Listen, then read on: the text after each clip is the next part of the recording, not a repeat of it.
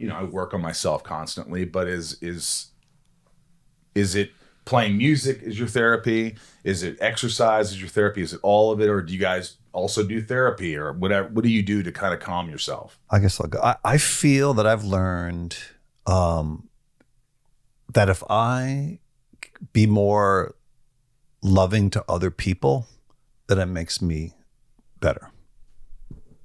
That's beautiful. Yeah, I feel the same way. And it's amazing how you don't even, that realization doesn't happen when you're younger all the time. Sometimes it takes you years to sort of go, wow, just being a good person is enough.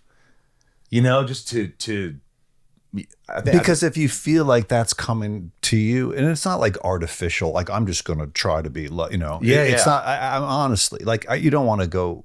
That doesn't always work. If someone, it depends, But I just feel that because it's almost what you want for yourself, or what we'd like to have, but it does have a healing.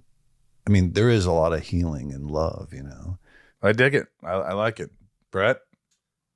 Therapy, for sure.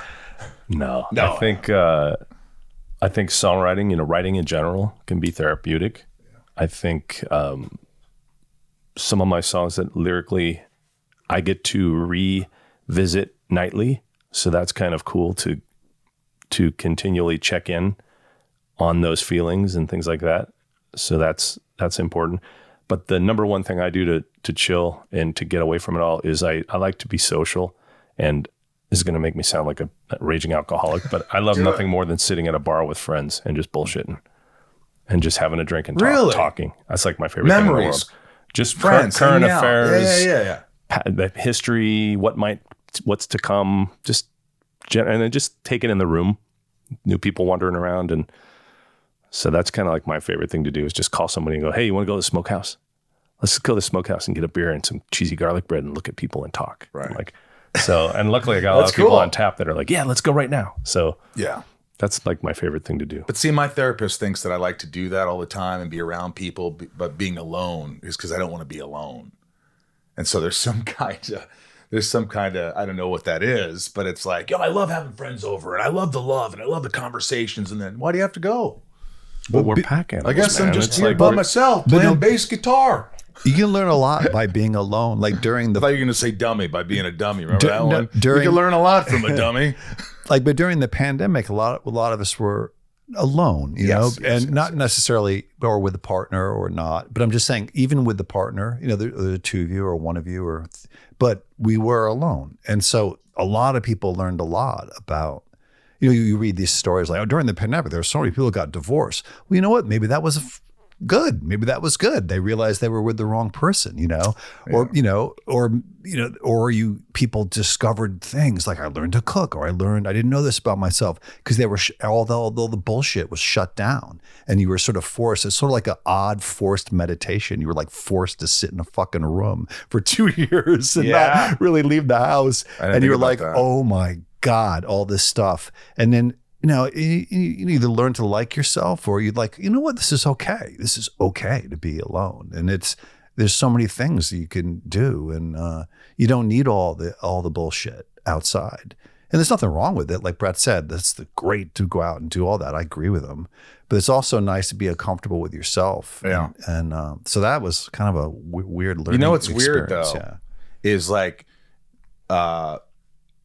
it was almost okay to feel alone during that time. It's like, well, everybody else is also feeling alone too, so this is cool. There you go.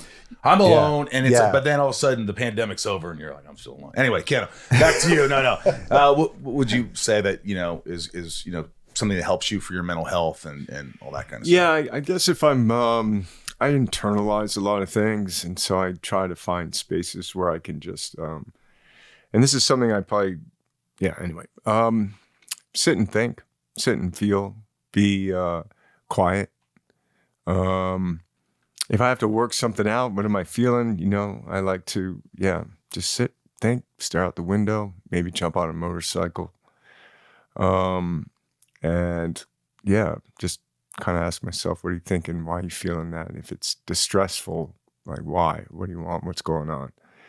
Do you usually get to the bottom of it when you're doing that? Yeah, sometimes, or I see the bottom and I'm like, well, okay, I'll just lean into my coping mechanisms or how to be like, and I think probably coming out of that is some form of communicating it to yourself, or communicating it to someone else, which could be sharing or looking for, like you're talking about therapy, so having a reflection or someone to listen who might have,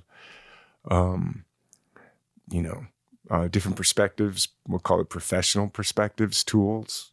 But yeah, so for me, it's like internalize and then work on the communication, and then if it's like really like personal, like your childhood, or what do you feel about your mother, or family or stuff from the past. Yeah. If you're dealing with like, for me, it's like intimacy's a good thing. So it's like, okay, how do I work on that? How do I?